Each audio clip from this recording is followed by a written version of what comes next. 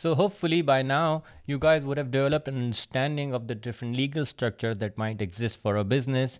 And if you look at each of them closely, you will also realize that no type of legal structure, whether that's a sole trader, partnership, limited company, none of them will find themselves as, or they would rather rarely find themselves as the sole operator in that industry. Now, any business that is the only producer of a product in an industry is called a monopoly. But that's a very rare occurrence. There's not many monopolies out there. Monopolies tend to be inefficient. So most businesses will find themselves in a competitive environment. And a business would always like to see how they're comparing against their competitors. The customers would want to know which of the two businesses are bigger. So different people will have different reasons for wanting to find out which two businesses, if compared between them, who is the bigger of the two. Now, let's take an example. Okay, let's say I ask you to pick between these two very well-known companies, Facebook and Google. And if I asked you, who is the largest? You will come up with different reasons for choosing one over the other. You might say that Facebook has more registered users, so maybe Facebook's bigger. Some would say, oh, but Google is used by everyone, but nobody uses Facebook, so Google's bigger. Some might say, oh, I think Facebook has more offices around the world, so they are bigger. Someone might say, oh, but Google has bigger, more number of softwares, more programs, more products to sell. So maybe Google's bigger. So when it comes to generalizing between, two similar businesses and trying to figure out which one is larger of the two, it's a very difficult answer. It's difficult to find one point of reference for it. And the way to solve that problem is to first ask yourself, who wants to know? We'll get to the measures, the ways through which we calculate different sizes of different businesses. But even before getting to the method of measuring the size of business, we first need to understand who is it that asking. Who wants to know which of the two or which of the many businesses that you're comparing is the largest among them? And that is the starting point of all measurements of size. Who wants to know?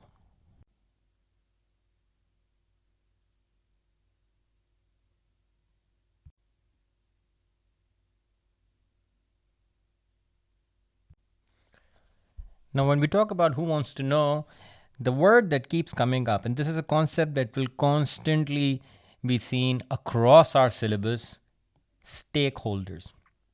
Stakeholders is anyone who is affected by any decision that a business takes, or any action, any business activity that is undertaken. If it has an impact on anyone linked to the business, we call them stakeholders. So for example, if a company decides to add more products to its portfolio, we know the customers will be affected by it. They will like that part about it, and of course that will encourage them to buy more products. So customers would be a stakeholder to the business. Managers of a business, because they are given budgets by the company, by the owners, so they're interested in knowing how the company is doing. The government wants to know which company is bigger or smaller to decide whom to support and who to take taxes from. So different businesses will have different reasons for knowing the size of business or for calculating the size of business. And of course, the government will look at it for reasons of taxation. Of course, the bigger the business is, the more tax the government is able to collect from them. So that's what they want to figure out, who is the biggest, to be able to charge an appropriate amount of tax to their activities.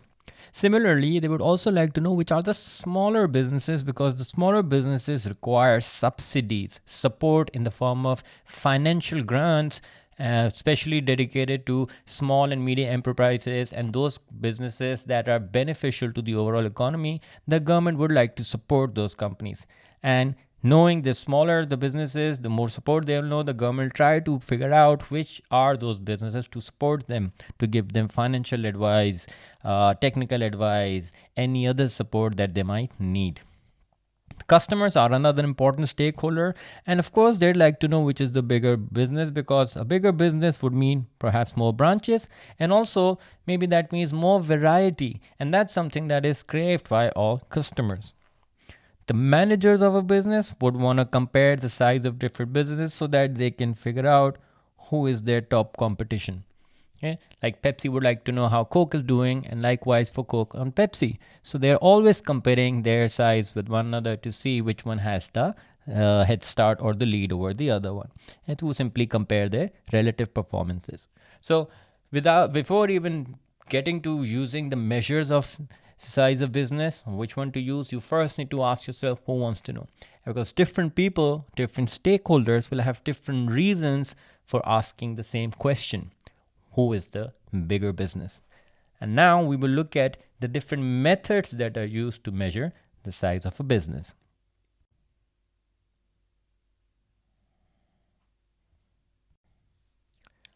Now, the first and the easiest way to measure the size of two businesses is simply by comparing the labor force of the two businesses. Okay, number of employees. Just look at two businesses. Let's say if one business has 200 employees, the other one has 250 employees. And from that, you can infer that the more the number of employees is, perhaps the larger their output is going to be, the more innovative that company is going to be, the more investment the company's made into developing their labor force in terms of training and expertise. So it's often the go-to method for anyone looking to compare the size of two businesses. A, because it's the simplest, and B, you simply have to count, and it gives you, when you count, it gives you an exact figure, it gives you a quantitative value to compare which of the two would be the larger business. Now, one problem that comes with that method is that some companies may have fewer number of employees but may be producing a larger output and catering to more number of customers, as opposed to other businesses which have more employees but their output may be very low. For example, a business may be making specialist equipment for car manufacturing. There are not too many car manufacturers out there, so anyone who's making equipment for car manufacturing would have a lot of employees but not a lot of output. As opposed to look at any IT or edtech or fintech company where you'll see that there's a small number of people relatively, but they're catering to a large number of customers. So that's something to look out for when you're using the method of number of employees. The second method is simply looking at the amount of sales that the two companies have made. Okay, sales, if you remember from our earlier classes, the formula for sales, and I will also point out here that sales or turnover or revenue is the same thing. Okay? Sales is simply price times quantity. Yeah? And you can simply compare any two companies. Let's say there's one company that sells a pen for $10 and they've sold 10 of those. So company A has total of $100 in sales. Company B perhaps selling 15, price at 15, and let's say they have managed to just sell 5. That gives me $75. This proves to me that company A is the larger of the two because they have more income coming in. So a simple comparison, apple to apple, to see how the revenue of the two businesses compare, and whichever would have the larger number would be considered the bigger of the two businesses. Quick pause. If you're finding value in this explanation, there's so much more to discover. At Alt Academy, we break down every A-level concept with the same level of clarity. Now, let's continue.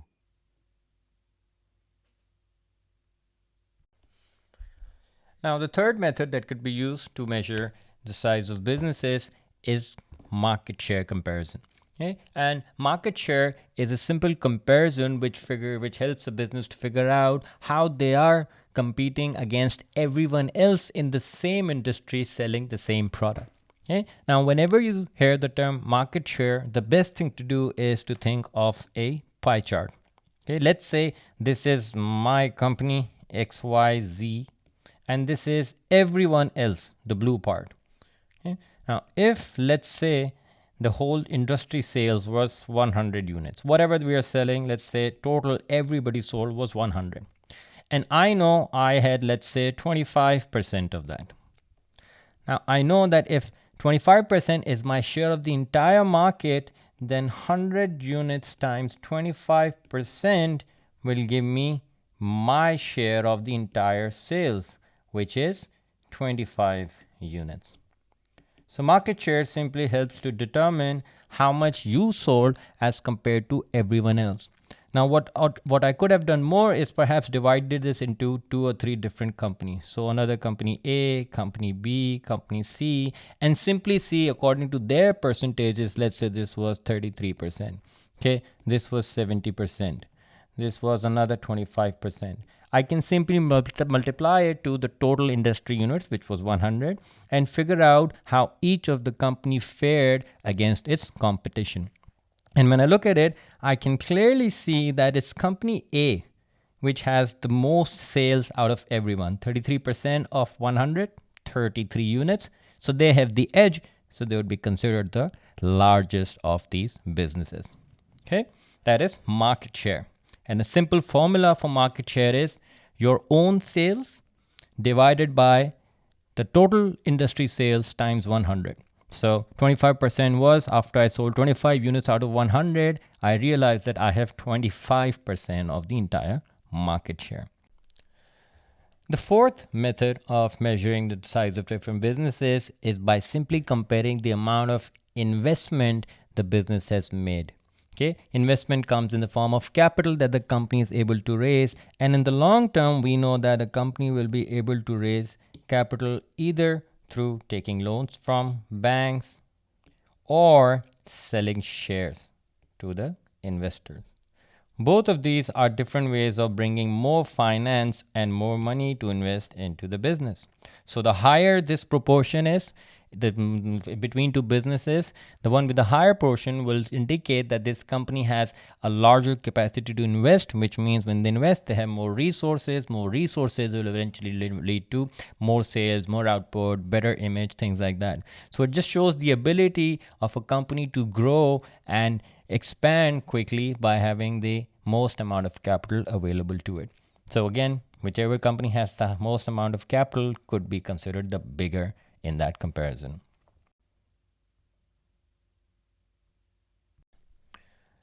Now, the last of the commonly used methods to measure size of a business is called market capitalization. Okay? And the first thing to remember about market capitalization, or simply called market cap, is that it is only applicable to public limited companies. Okay, public limited companies have the ability to sell shares on the stock exchange, and those shares are subject to fluctuation in price. And a simple multiplication of any share's current share price with the number of shares issued by the company would give you your market cap. Okay, that's the formula: current share price times number of issued shares. Okay, now let me explain this to a simple example here. Let's take these two companies, ABC Limited and XYZ Limited. Both of the companies issued 10,000 shares. Okay, let's look at scenario number 1, where ABC is trading at $10 a share and XYZ is trading at $15 a share. When I calculate the market cap for both these companies at scenario 1, okay, my ABC is 10,000 multiplied by 10. So 100,000 is the total value of the issued shares, market cap for ABC. And for XYZ, that is 10,000 shares multiplied by 15, $150,000. In simple comparison, head to head, we can clearly see that it's company B, which has a higher market cap, and we will consider that one to be the bigger company here. Okay, now that was only true for market cap situation price 1. And we've just discussed that the share prices can fluctuate, can go up and down in a matter of minutes, hours. So if something like that happens and the share prices change from scenario 1 to scenario 2, and when we look at that, I'm just going to calculate that here, market cap number 2, ABC this time around, they still have 10,000 shares, but the share price has gone up to 13, which gives them a market cap of $130,000. Compare that to XYZ, they still have their 10,000, but now their share prices have really dropped. Perhaps they had a bad quarter. Some of their top talent left the company, which has had an impact on their performance, which has dropped their market cap to 90,000. And we can clearly see now that the scenario has reversed. Initially, where XYZ had the lead, this time around, ABC has a higher market cap. So a simple fluctuation in share price could lead to a change in the order. So whenever you use market cap to compare the size of businesses, you have to use it at the most current share price. Anything that's historic is of no use. You just have to figure out who is larger at that point. And therefore, it cannot be definitive because each time there'll be a different share price. They go up and go down. It's a very volatile market, and you must keep an eye on that before determining the size of a business using market cap as a measure. Now, in conclusion, I will add here that yes, the 5 measures that we've seen are commonly used. They're universal. You can be applied from car manufacturing to phone manufacturing to farming. They are applicable in all businesses and industries. However, there is no way to choose one best way to measure the size of a business. There is no one best way. It always depends on the industry you're working in. So, for example, if you're looking at hotels, the number of rooms would be a cue as to which business is bigger or smaller. Or if you're looking at retail stores, the amount of space that they have, the bigger the place is, probably the bigger that business is. So you have to look at the industry which you are investigating before determining which measure is best to use. And the best way to go about this is to use a few. Don't just use one, use 3 or 4 and see across the board which company comes out on top, and that would ultimately be considered as the larger of the businesses. Okay, just remember that as part of evaluation of your answers, you must present an argument as to how you decide. But there is no way to decide any one measure. It's always a multitude of measures which will give you an answer. Now that that's taken care of, head on over to altacademy.org to watch the rest of our A-Levels business videos. Over 60,000 students have already taken the leap. What are you waiting for?